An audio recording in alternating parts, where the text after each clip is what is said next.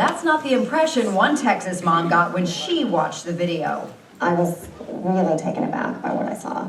Bettina Siegel is a member of a committee that makes nutritional choices for students at more than 300 public schools in Houston. Schools really ought to be a sanctuary where kids can just come and learn and not be bombarded by corporate messages, whether they're from McDonald's or from an organic foods company. Siegel started a change.org petition asking McDonald's to drop the program. More than 55,000 parents have signed it, with comments like, "It's a thinly veiled commercial," and "McDonald's has no place in education." Well, the way this all came about for me was about a month ago, I was actually approached by a McDonald's franchisee in Houston, which is where I live, and he was actually seeking my help in getting that documentary film, which is called 540 Meals, into our schools in Houston. And when I took it home and watched it, I was just so taken aback by what I saw. I mean, on the one hand, it's very heavily branded. It's like watching a McDonald's infomercial. And just right on that point alone, I don't think we really want our kids heavily marketed to in schools. They're there to be educated. But then just from a purely nutrition education standpoint, I feel like the film is very misleading. Like, its goal is to teach kids how to make healthy choices in a fast food restaurant, but it actually leaves out so much critical information that kids would really need to know to do that, that I think it's going to actually backfire and have kids be eating more fast food. All right, let's see what we have.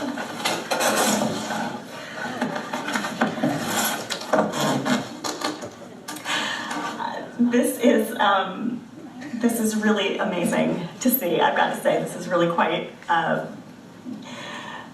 incredible to hold this in my hands. This really represents like 2 years of work, and I'm so excited to share it with you. Good evening, everyone. Thank you so much for coming tonight.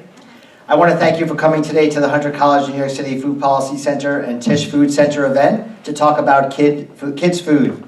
I want to welcome you to Hunter College here in East Harlem. My name is Charles Platkin, and I'm the director of the New York City Food Policy Center and a nutrition professor here at Hunter College. And we're excited and fortunate to have New York's heavy hitters in food policy, including Dr. Mary Nessel, Dr. Pam Koch, and author and powerful kids food advocate Bettina Elias Siegel. Please give a warm welcome to our guests.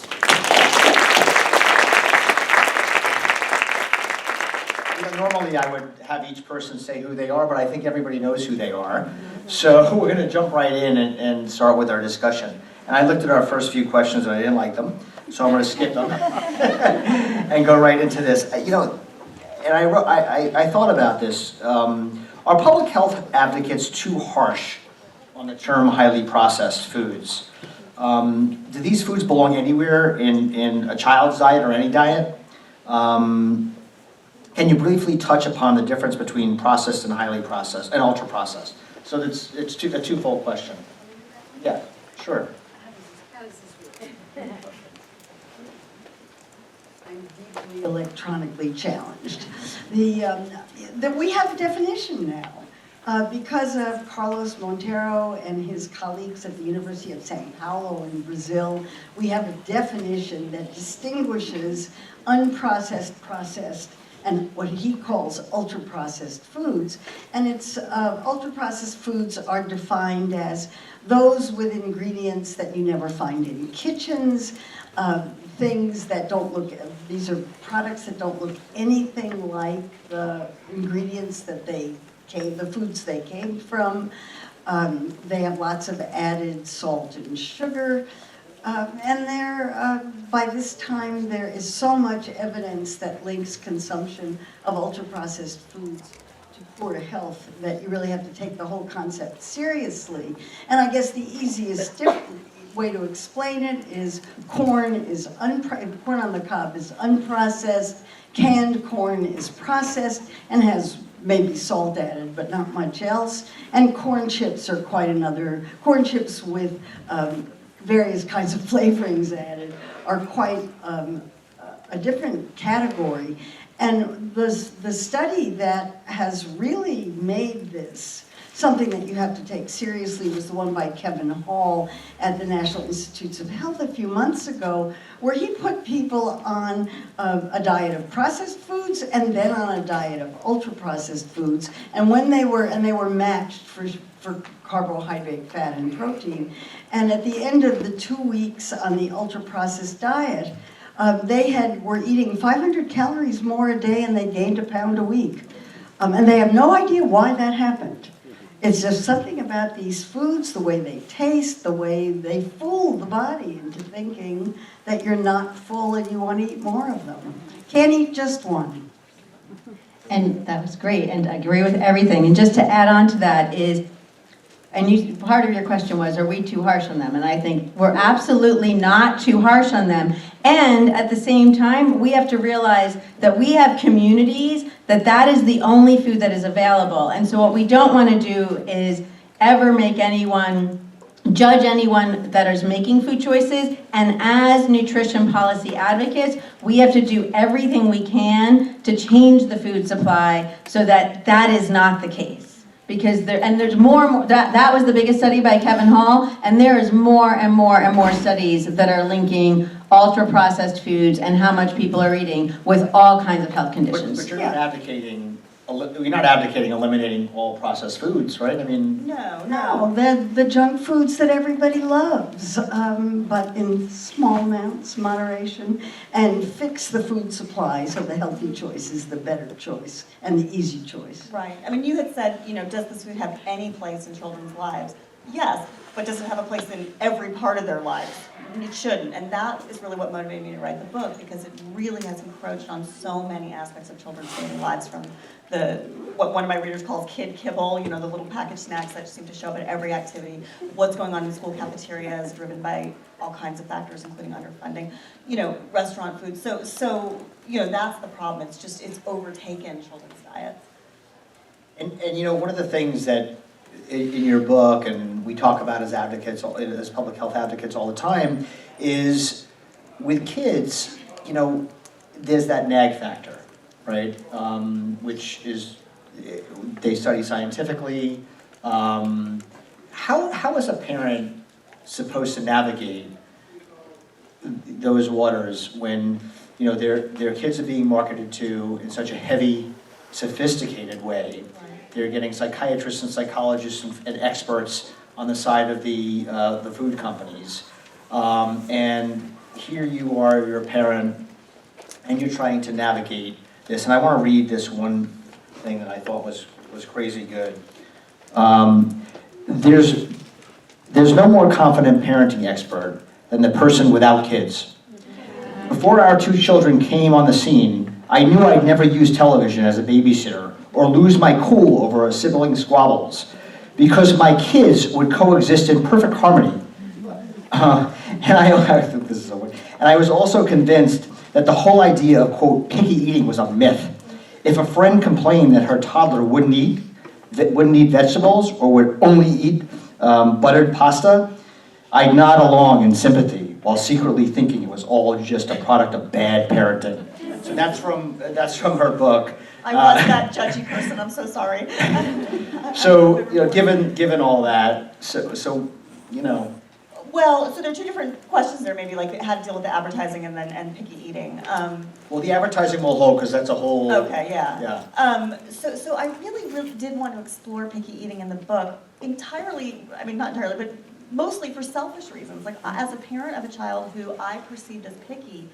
And that took me for such a loop, because I'm a healthy eater, my husband is, we model it, I just never expected that would show up in my house, as that very judgmental quote indicates. And so I really wanted to understand, like, what was going on there, and what is the science surrounding early child feeding and picky eating. And I thought it was important for this book too, because I think one of the major drivers of this notion of kid food, which is like a subset of highly processed food, is this notion that we all cling to, that kids can't eat certain foods or won't eat them or are just naturally reluctant. And so I wanted to sort of drill down to understand, like, is that true? And if not, what's going on? And, it occurred to me, I mean, I feel like of all the things in the book, I think maybe my biggest public service is to share with parents some information that I wish I had been given, by our pediatrician when I first started offering solids. Like, did you know about this thing called the flavor window, when your kids are going to be especially receptive to fruits and vegetables? And that would be a great time to offer lots of them. And you don't have to do it really slowly. You can do it, very quickly, one after the other. And data shows that actually will expand their palates down the road. incredibly useful information that I don't think parents are getting. And similarly, What is that window, by the way? so right down the window.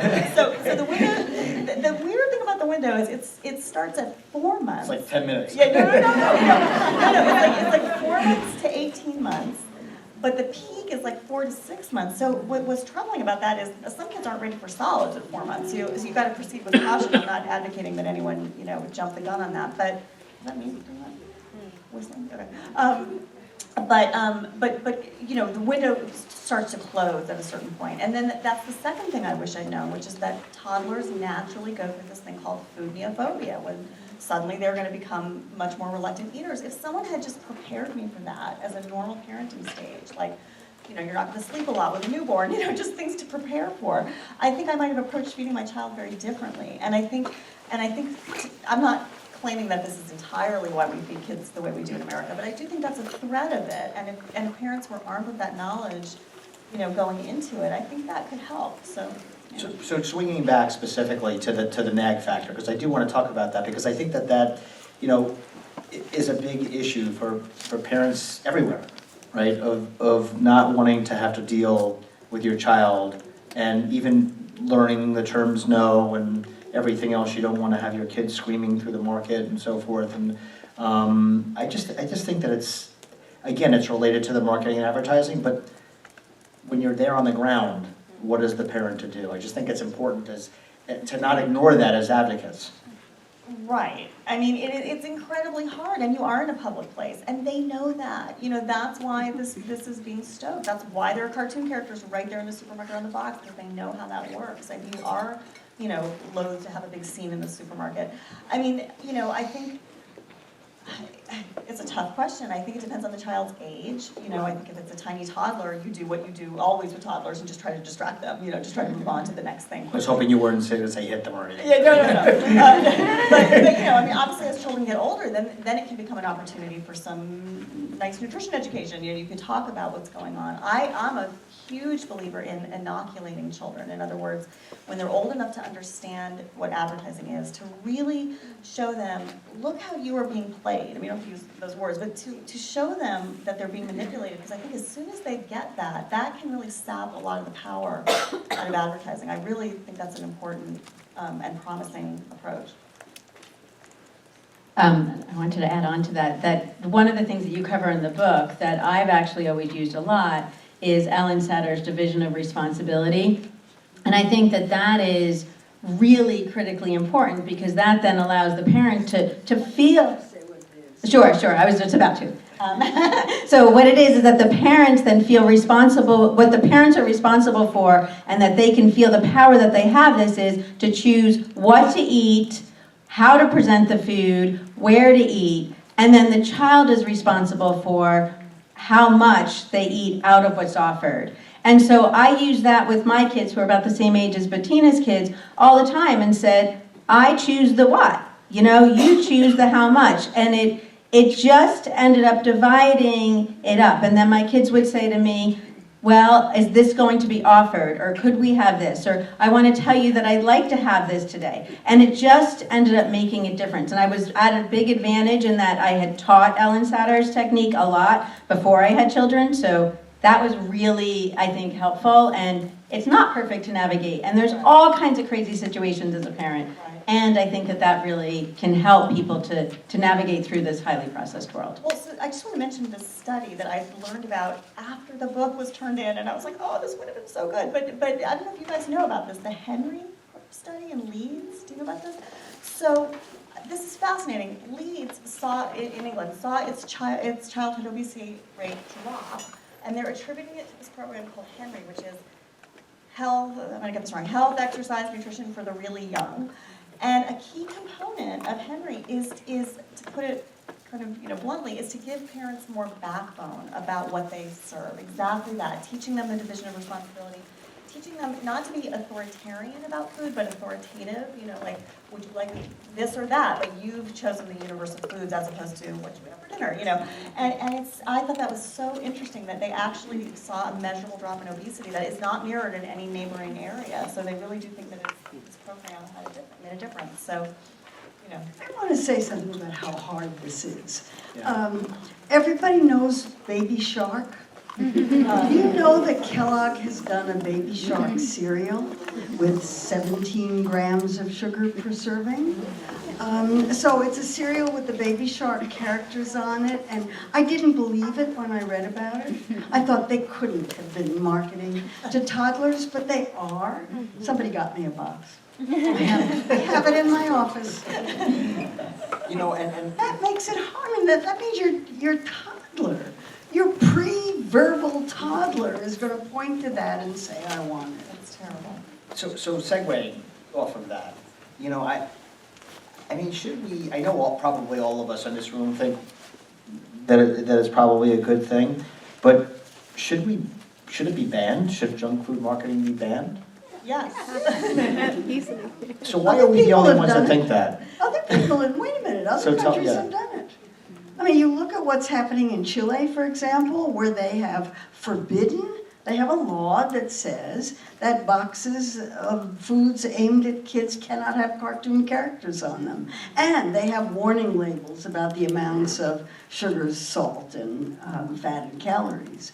Black warning labels that were focus group tested on 3-year-olds. They deliberately did the focus group testing because they wanted young children to see the little black signs on them, and when their parents reached for it, for the kids to say, no, you can't buy that. Which apparently is Which happening. is happening. Yeah, I've read It's that. happening. That's really powerful, actually.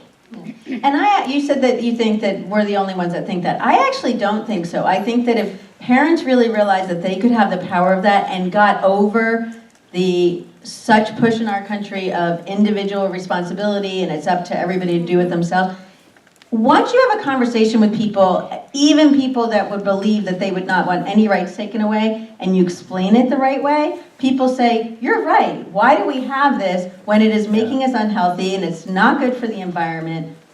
You can switch people around. Yeah, I don't think anybody wants to be manipulated. And I think, Or their children manipulated. or their children I mean, manipulated, that's, no matter you who know, they I are. mean, I don't think you're ever gonna get rid of advertising to adults. I think that's baked in. But to advertise to children, it's like immoral, you know, especially when they're little toddlers looking at Baby Shark cereal. So that was another goal of the book, because you say, like, are we the only ones who care? I have not taken a survey of all American parents, but I do wonder how many of them have ever thought about the possibility of, sure, they can still sell Frosted Flakes, but without Tony the Tiger on the box. Would you like that? You know, I bet a lot of parents would be like, yeah, that sounds pretty good to me, but they just don't even know that that's even a possibility, is my guess. And so that was another goal of Kid Food was, oh, wait a minute, other countries are getting rid of this. Why do I have to put up with the whining in the supermarket? That's my hope. So what is it politically that, which probably we all, but I mean, but aside from the obvious. The obvious. No, but what has to happen? Let's like go back to logistically? 1979 when the Federal Trade Commission wanted to stop marketing to children on television, just of programs marketed to kids, and the food industry went to Congress and got Congress so riled up that they passed a law that said that the Federal Trade Commission could never do anything to stop marketing to children. And that was 1979, and it hasn't changed since, even though obesity is now a problem. And we saw what happened with the interagency working group. Oh, the interagency working group, well, that's wonky stuff, but Just same I mean, thing. probably everyone in this room, in this crowd might know, but this was an attempt just to set voluntary guidelines around the advertising of foods and drinks to children. It was the collective work of 4 different federal agencies. This was during the Obama administration, completely crashed and burned. Totally crushed. No, yeah, so the politics of this are impossible because we have a government that's captured by corporations. Simple. But this is the naive author person, you know, could we mobilize? Like, you know, I know I'm crazy. I know how naive that sounds. But I had to get past that feeling of this is hopeless, because I feel like, you know, if there's enough political will, we could overcome something, maybe. So I don't know. I mean, that's my goal, is to not feel like, oh, this could never happen. But maybe parents just haven't been, you know, brought into the conversation. Like during the interagency working group, you tell me, because I maybe wasn't seeing it, I don't remember parent voices being brought in at all. You know, and like, we're the beneficiaries of that policy. And so I always wondered, like, why isn't there a march on the mall? You know, like, why aren't we being asked to lend our voices to Do you these think it's efforts? just not, we're just not that it's not organized enough? The pressure points are not organized enough? There's so many competing interests. I always think about that, because as, we, around food policy all the time and talking about these kinds of things, I always think like, well, why isn't anything being done? Why can't we get this? I mean, I think it might be because people don't believe that they could change, and I think we need to activate enough to get small changes, because then I think people start to believe that bigger changes can happen, and I know it's always compared to tobacco and cigarettes, but I didn't believe that we could ever get rid of smoking the way that we did, and we did, and I think that food is so incredibly more challenged. But I think it's possible, and I think we just have to show the small wins and then keep it going. And it's getting worse. I mean, I know my child compared to raising my kids that are 17 and 20, and then I have very little nieces and nephews, and I see how much more challenging the world is now. And I just look at, so we have to believe that things can change, or else we give up hope. Could you just, when you say more challenge, what you're thinking of something specific? Yeah, no, but basically what we just talked about before, that there's more and more ultra-processed food that is more and more common, I thought maybe more the marketing available. became more sophisticated. I think it's Yeah. both at the same time. And So more it's- integrated into our lives in a much more Social media. sophisticated way. Right, cell phones, social media, it's really powerful, and it reaches kids in ways that parents can't see. You don't see what your kid is doing on their phone. Right, it's not as or the plain and video game obvious. they're playing, or And it's ultra-processed packaged foods in schools that weren't there when my kids were young. And then the constant marketing in every conceivable way, that in ways that didn't exist when my kids were young. So it's much harder now. And one of the things, like even in an outright ban, let's say, of marketing and so forth, what would that entail? And you mentioned something called copycat products, right? And I've heard this before, not that term, but I heard that concept of how New York City made all these very specific guidelines for vending machines. Right. So because New York City schools are such a big market, they reformulated their food. Am I getting this right? Yes, well, right, so maybe there's something specific to New York City, but in general, they just reformulated to meet the federal Healthy Hunger Free Kids Act school meal standards, knowing that they were coming, they were ready with the Cheetos and the Pop-Tarts.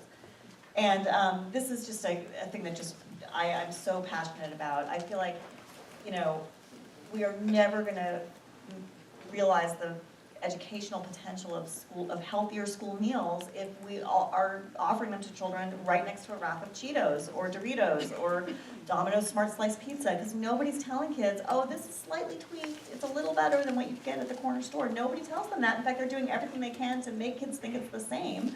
And therefore, to me, that is just completely undercutting the intent of that legislation. I have to say, it's borderline evil. I mean, to be honest with you, like that kind of behavior and the fact that,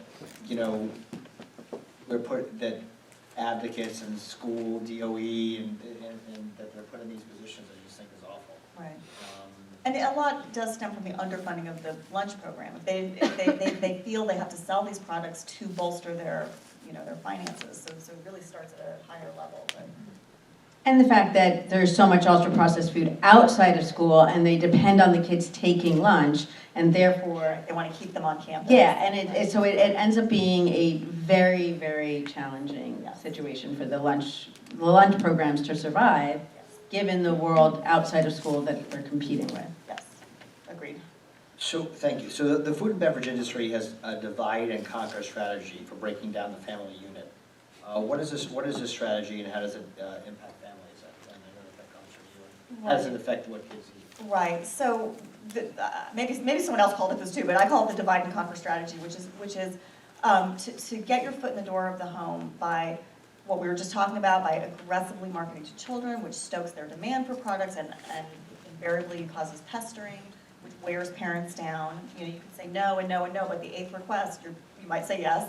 And then at the same time, the way that we allow products to be labeled and here I have to pause because I used to be the lawyer signing off on these labels, but the way that we're allowed to make nutrition claims and ingredient claims that can be literally true and completely legal, but are very misleading, that also erodes parents' ability to be good nutritional gatekeepers. So, I didn't just make this up. Like in the book, I have this case study of a reboot of a frozen kids meal, and the company that was hired to do the reboot literally called it their dual targeted strategy, meaning we're going to make mom think that this product is better than it really is through these really ridiculous claims, and we're going to drive kids, into a frenzy of wanting this product by doing all this other stuff, and that's how they do it. Another question I have is about food insecurity in New York City, and trying to get this balance of dealing with kids that are food insecure and getting them to eat healthy, getting fruits and vegetables into their life, and also talking about universal free breakfast and lunch in public schools.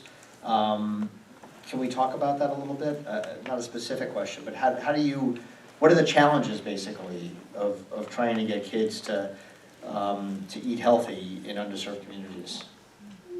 Well, part of it's what we said before, is making sure that we're having more availability of healthy food. I think decreasing the marketing and advertising. We did an assessment of all of the different nutrition education programs in New York City and New York State at the Tisch Food Center in our Empowered Eaters reports. And basically it showed there's a lot of different incentive programs, but the same family may have a child on WIC that is getting one part of the program. They may be getting, with their SNAP, another incentive to get fruits and vegetables. They may have somebody older that is getting another incentive, but they're all used a little bit differently. And you need a doctoral degree to figure out how to use all these incentives to get, so if we just didn't have this poverty mentality that we don't want to give people too much, and we really had our government programs that we supported people in a way that made sense, and because people's lives are hard, it would make it a lot easier. So we need to combine together getting more foods into communities that are healthy foods, decreasing access to the ultra-processed foods at the same time, and making the incentive programs much, much easier for families to be able to use them effectively. So could you, I know you said what it looks like, but could you be more specific, like about what that looks like? I mean, are we having breakfast and lunch that is completely fruits and vegetables? Like what does it look like? You mean specifically for school meals? Yeah, for school. So I think, well, just in underserved communities, young kids. Like how do you affect that outcome to what you just described? Like what does it look like? Sure.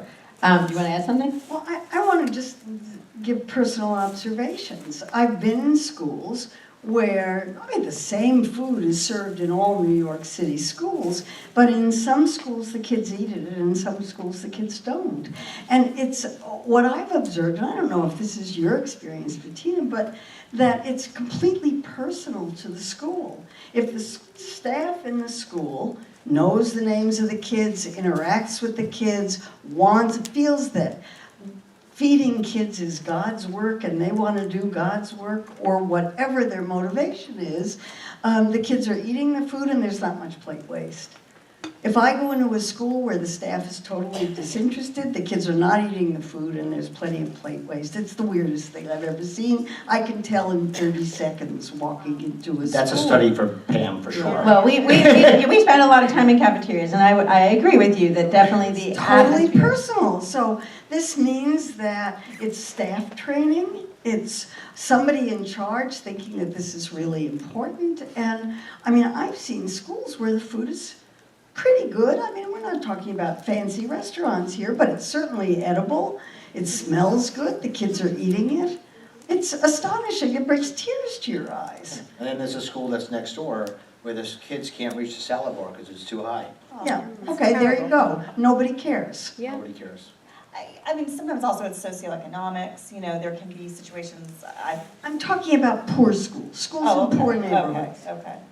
You're right, and there could be two really different experiences. But there's really simple things that principals can do. So for example, at the elementary school, which was really mixed socioeconomically, where my kids went, they made the 3 periods that were in the middle of the school day 10 minutes longer than the other periods, or maybe it was 8 minutes, but so that way, then they actually had like 25 to 26 minutes, which makes a big difference, because most of the schools that I go into, it's 20 minutes. Yeah, it's 20 minutes in the cafeteria, 15 with the food, and this allowed. And then the other thing is that some schools will have the kids come sit down in the cafeteria, wait for them to be quiet, and then line up and get food. Other schools bring them right in, calmly get them through the line, and then calmly have them sit, and they have much more time to eat. And people have smiled at them and said hi to the food, and there's somebody at the salad bar helping them get the food. So it just is a matter of making school lunch a priority. There's good news. But I don't understand, why isn't it a priority? So Well, wait, go to the good news first, yeah. I didn't cut you off.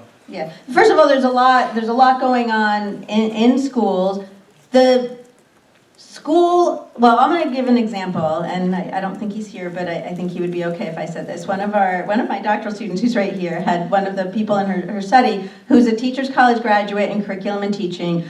Honestly, a first grade teacher that I would have loved for my sons to have, one of the most caring people in the world. And what he said was, I know the name of every single person who works in my school, every counselor, every custodian, every person in the office, every teacher. I don't know the name of one person who works in the cafeteria.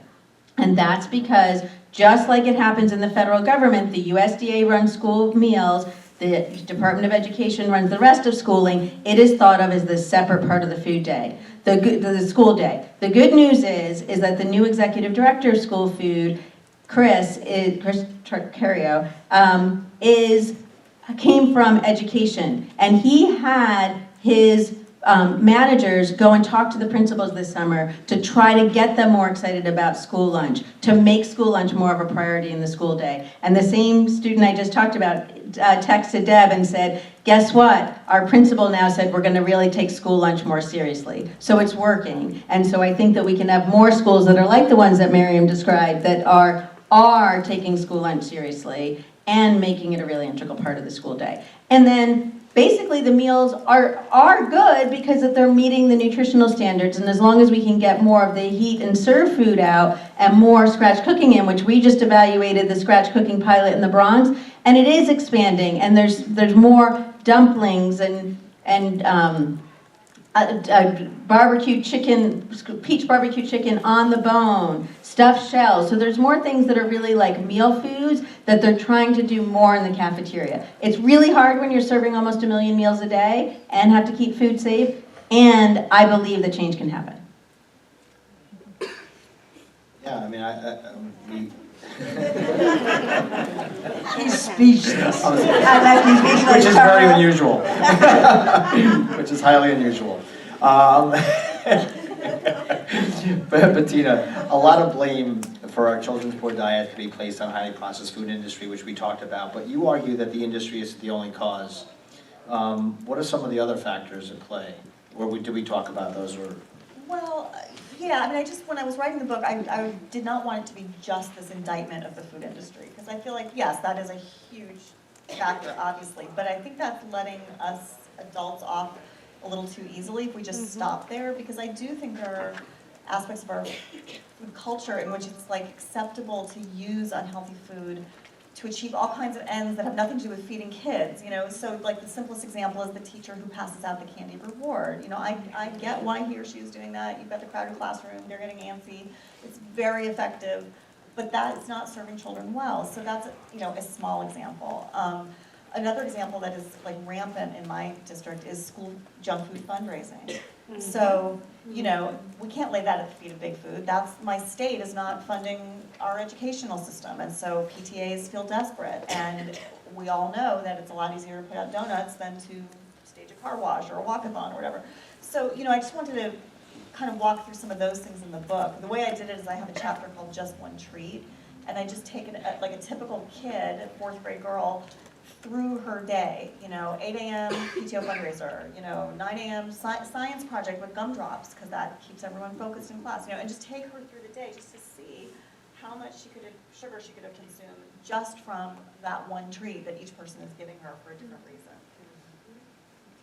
I once was a co-author on a study from someone who was in a kindergarten in New York City, and she counted up the calories that were given to kindergarten kids, and it was from treats or birthday celebrations or whatever, it was 500 calories a day. I read that study that you wrote. It was Kind of amazing. I got so fed up, when my daughter was having a birthday party, in school, and, and the cakes, and I just said, you know what, I've had it. I go and I buy, fresh strawberries, and I get whipped cream. And I know this probably is gonna sound terrible, but I went to the young kids, and I would only give the whipped cream to the kids that had the strawberries, just because I wanted them to see that this was something special and sweet and everything else anyway. I wasn't invited to my daughter's birthday party ever again. Humiliated child. No, but I I want once to. made healthy muffins too for one of their parties. It didn't work well. I want to reiterate one thing that you bring out in the book, is that school is thought of as a place that does the right thing. You're there to learn. And what was the best take-home message I ever got is my son, who's now a senior in college, when he was the last day of kindergarten, I said, "How was the last day?" And he said, "Well, 3 different parents came in the first hour of school, and they each gave us a cookie. And by the time I had the third cookie," and he ate sweets, but he said, "By the time the third cookie was in front of me, I didn't want it." And I said, "Well, you didn't have to eat it." And he looked at me and he said, "Of course I had to eat it. I was in school. You have to do what you're told." It's funny, that's a really good point, because it's probably so much that we're probably missing, on that front, perceptions and framing, and I do feel that it seems like an uphill battle as a food advocate to convince educators how important this is. We have a school of education which is very well known, as well, and we talked about how important, and also mental health. And I have a good friend who's a psychiatrist and who works in mental health and works in education. And I know him for a long time. It's the first time he called me last week, and he goes, we're looking at social determinants of health, and we're realizing that food might play a part. I said, gosh, and I feel, and look, these are well-established, smart thinking individuals, and food sort of has a backseat. And I think that we all work very hard everybody probably in this room works hard to put it in the front, but it just seems like it's a miss. And again, this stays in the room here. We were gonna have and we are gonna do it, but we're gonna have an education panel. And the idea would be for principals to come. And, I was on a call, and again, this is confidential, and the call just took this turn, and the person had been a principal also. And he goes, if you don't, these principals are busy, and the last thing they want to hear about is the food. He said it in a nicer way. I'm paraphrasing it, probably. Alexina was on the call. And I just thought, and if you don't give them something worth their while to come to talk about it, how are they going to impact their food in their cafeteria and everything else? Because they make choices. They have it's decentralized in some of the choices that they make, in New York City at least. But it just seems like that was the flavor that I get from principals. You're very closely connected to it. Am I taking this one incident and this anecdotal situation and? Well, I think they've been almost told that food is apart from the rest of the school day. The school food employees, they don't get to choose who's in their school. And I think that that's what's being broken down and changed. So I think it's a great idea that you're having that panel, and I think the more that we can elevate it, we have a state campaign now called the WELL campaign, the Wellness Equity Learning Legislation, and it's all about wellness policies. And every single education person we've talked to, we've been making that connection, that food is connected to mental health and how children feel and whether or not they're ready to learn. I mean, food impacts mood. I mean, I don't know Exactly. How they don't get that at this point. So a couple of last questions, and then we'll take some audience questions. So Marion, in your latest book, The Unsavory Truth, How Food Companies Skew the Science Behind What We Eat, you talk about corporate influence. How does this influence skew science and impact what kids eat? Well, the book is about food industry funding of research, but I want to answer that by commenting on your saying that what the food industry is doing is evil. It's not. It's the normal course of doing business. And if I think there's one point that everybody needs to understand, which is that food companies are not public health agencies. They're not social service agencies. They're businesses. No, but they do manipulate. But that's a normal part of business. They have one goal and only one goal, and that's to sell products.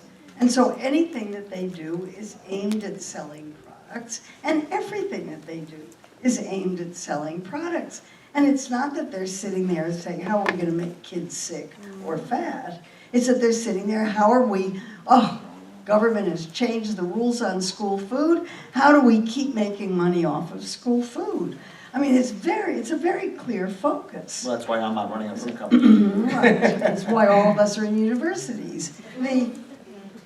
So my book is about how food companies use research as a means to market their products. And, Coca-Cola is the most obvious example. Coca-Cola funds enormous amounts of research to demonstrate that sugary beverages have nothing to do with obesity or type 2 diabetes or any other chronic disease, that any evidence that suggests that sugary beverages do have these effects is so badly flawed that you don't have to pay any attention to it, and that physical activity is more important than what you eat in obesity. I mean, they have funded hundreds of studies like that. So the first thing you do is you cast doubt on any research that links your product with harm. And then healthy foods are doing this too. Nuts, any nut that you can think of, any fruit, any vegetable, some trade association for that product is funding research to show that they have antioxidants and they're going to make you healthy. Why? Because they're trying to get market share. And just so you know, sign up for Marion's, she has a daily newsletter and she outs all of these studies. Foodpolitics.com. No. And it's great. Pam, there are two things I want to do before we take it to audience questions. One is about nutrition education programming. True or false? School food nutrition education programming seems to be extremely uncoordinated. Very uncoordinated. I mean, and that's why So and that's why we're working with we're created the Food Ed Hub to help to coordinate the 80 organizations. They all seem to be doing the same thing. They're only reaching half the schools in New York City, so there's not enough of them, and that's half the schools. We want all the students to be reached. So we need so much more of these programs. So we need to unify the funding that's available. We need to elevate the importance of them. We need to make sure that we're letting schools know that they are available so that they can be getting them. And these are programs that are doing great things. They're pushing in and helping with gardening in schools. They're cooking in schools. Cooking is, by the way, if we want to go against the processed food world, it's cooking. That's what we need more of. And when kids get experience cooking, I worked with the Mondays campaign, who's here on the Kids Cook Monday, which is getting kids to cook at home on Mondays. And when they cook food, kids get really excited about it. They eat it, they learn about it, they want it again. They do then pester and ask for it in the supermarket. And I've had parents come to me like, you're the one who's now getting my kids to ask for broccoli and green beans in the supermarket. Thank you. So it works, and we need more of that. It can be connected across the curriculum and be part of schooling, and the kids will be well-nourished, learn better. So you said something that you said it very quickly, but part of the curriculum. Okay, meaning what? So every single subject has what's called a scope and sequence, what needs to be covered in it. And there are lots and lots of ways to connect that to food. So just as an example, we've done a lot of work with science education. And so there was a unit in 7th grade that was called Dynamic Equilibrium of the Human Organism. So it was about it's about balance in the body. And so some of the things they were doing is how hormones keep us in balance. And we said energy balance and getting the right nourishment is the same thing. And so we created a curriculum and got permission that could be a replacement unit. Food and nutrition actually has a unit in 5th grade. And that's more food science kind of thing.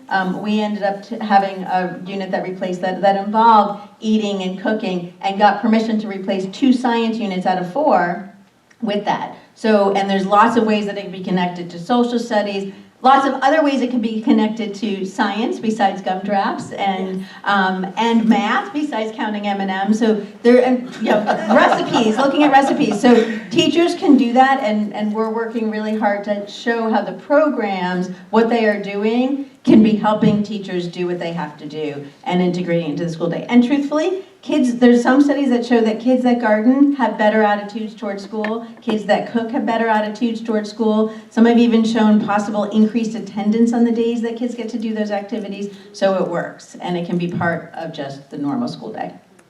Can I ask a question, because I'm just curious? How do you teach them to cook? Like, what is the facilities? What facilities are you using? Because that seems a big, to me, to be a big impediment. I'm such a huge proponent of home ec, but most schools don't have a room devoted to that anymore. So how do you do it?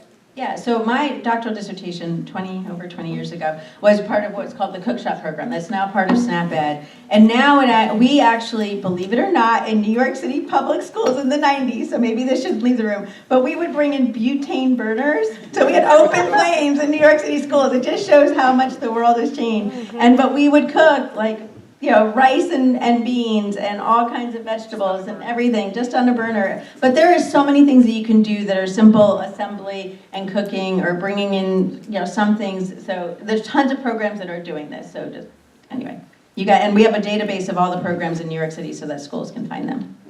So last thing from the 3 of you, could you please just, and then I'll go to the audience questions, could you tell me sort of, okay, what do we do? Like each person, just tell me what can we do right here, right now, and in the future to try to affect the outcome, whether it be school foods, whether it be banning junk food marketing. What's sort of the dream, the vision? I guess my answer, that's a very broad question, would be simply for parents to get involved. I know you're busy. I know what it's like to have young kids, but to whatever degree you're comfortable, there's as I say at the end of the book, there's no shortage of opportunities to be fixing this enormous problem. So maybe for you, it's not agitating to fix the school food in your district. Maybe that's too big for you to handle. But maybe you want to just talk to your soccer coach about, maybe we could just switch to water instead of Gatorade. I think there are all kinds of levels of involvement, but I think it takes the participation of parents. I think it's one thing that we didn't say is help all kids develop a really good relationship with good whole food. Run for office. Okay, we'll take some audience questions. Hi. First of all, thank you for this event. This is amazing, and I can't wait to read your book that I got today. So I'm a parent, and I'm lucky enough that my boys who have learning challenges, ADHD, different diagnoses, thankfully they don't have a cafeteria in their school. So that's one battle that I don't need to deal with. So I provide the food. However, my concern, and it's a great concern for me on a daily basis, is how much food actually penetrates into the school system. Overall, whether it's using treats, having special events, every event, every holiday, everything turns into an event that revolves around food, and the food is not fruits and vegetables, let me tell you. It's always sweets, whether it's making a special treat together or providing them with a lunch, which is a pizza. I don't know where pizza stacks in the processed categories. I don't think it's, yeah. Well, it can be good, but the problem for me is that I feel that there's no business for the school to be so involved in my kids' nutrition in that way, to feed them, and a lot of it is stuff that I'm not even aware of. I only hear about it, like, by the way, oh, we ate this and that, and the amount of sugar is just staggering. So, bottom line, my concern and my question is, I feel helpless as a parent I try to advocate, but it's every time it's new teachers, every year is new teachers, and chasing the teachers, chasing the parents. What are our rights? Do we have any rights as parents to stop this behavior in school? I mean, so what you're describing is one of the things that led me to start the lunch tray, my blog in 2010. It's exactly that. It was just this unexpected influx of junk food in my kids' lives from their school. I had no idea that was going to happen, and it feels very intrusive. Like, and not because I'm a sugar, cop. It's like I want to give them the cupcake after dinner, and they've already had it because they had it at school. So I guess one question is this a public school or a private school? Okay, because if it's a public school, then we could be talking about wellness policies, which have to set a standard for food in the classroom and all that. But, I mean, this is the best advice I can give, and I didn't always follow it myself, is to try not to do this by yourself, because you will get worn down, you will be that parent, you may already be that parent, right? You're on the blacklist. We don't even hear her anymore because she just bugs us. So, but if you can find other parents, your cause just gets exponentially stronger with each person standing next to you. If you could have 3 other parents come in, that changes the whole dialogue, because it's not just that parent anymore.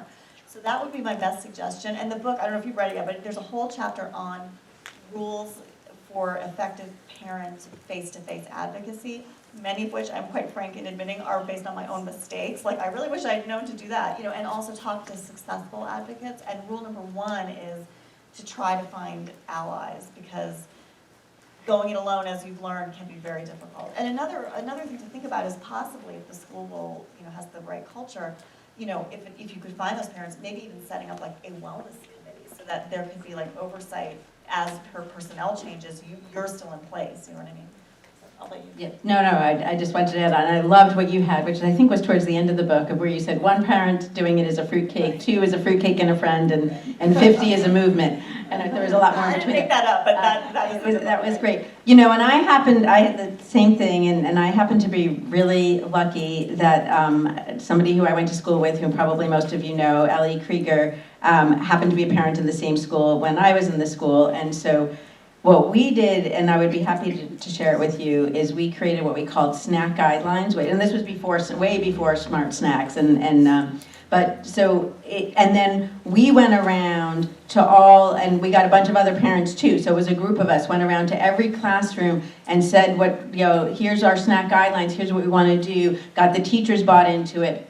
Got other parents bought into it, and then everybody got excited about it, and it was like, oh wow, we actually are getting our kids excited about eating well, and the parents all came into it. So I think it just is keep working at it, and even Ellie and I, who were known for what we did in a way, it didn't happen overnight. It took a lot of work and a lot of convincing and a lot of building up people. Thank you, Pam, for giving a shout out for Kids Cook Monday. Just 2 things. I know one of the things that we've learned through Kids Cook Monday is that parents and families have very little time. They're so hectic. So the philosophy behind Kids Cook Monday is just do it 1 day a week. If you could set aside Monday or any day, whatever works for you, but to cook with your kids, that would be a very big help. It's like having a family dinner date. And then the other question I have, and I bought your book, and thank you. So one of the things I saw is that you suggest that to improve children's basic food literacy. So my question is, why not culinary literacy? I mean, as Pam said, get kids learning how to cook. And as a part of that question is, why can't parents or schools, really try to get home economics? I know that's an old-fashioned word, but maybe cooking literacy back in school. Well, by food literacy, I definitely mean it includes cooking literacy. And when you read the book, you'll see I have a whole section on that, on home economics. I'm a passionate believer in teaching children just basic cooking skills. Like the way I see it, it's like you're raising your kid next to a really dangerous body of water and you're not teaching them how to swim. You have to give kids those skills, because otherwise they'll have no choice but to be reliant on fast food, restaurant food, highly processed food. That's just a fact of life. If they cannot prepare food for themselves, they are completely vulnerable to industries and people who make delicious food, but not food that is necessarily. And they'll think that food is normal. Right, their palate will be, adapted to that. So I believe fervently in teaching kids how to cook. I love what you guys are doing. I talk about, that's why I asked you about, what equipment you use, because there's this thing about the Charlie cart, which is like a mobile kitchen that schools can buy. Like, any way you can get it done, I'm a huge believer in. Well, that's all the time we have for today. I want to, yeah. I just want to say, Bettina can't do this, but I can. I want to gush about her book. She's the best writer, isn't she? I read a lot of books, and I get sent a lot of books. Rarely have I seen one that's this good. And it's not only because it's well written and it's fun and it's illustrated with examples that are phenomenal, but in every single place where she can, she gives you advice about how to do it, and the resources at the end are worth the price of admission. It's fabulous. Don't go out of here without it. I have to say I agree. And I'm really jealous of her as a writer. I have to say. She is a really great writer, and in the book, that just the way she gives you information that you can't stop reading it, even though it's fiction, nonfiction. So we wish some of it was fiction. Anyway, thank you. Really, it's just fantastic to have such great minds in the room, and so appreciated. And thanks to Tisch Food Center for co-sponsoring this with us, and thank you guys for coming, and thanks for everybody coming out this evening. And we look forward to you at our next food policy event. And remember to sign up for our newsletter at nycfoodpolicy.org every week. We have a news digest, which I think you'll find very fascinating. Have a great evening.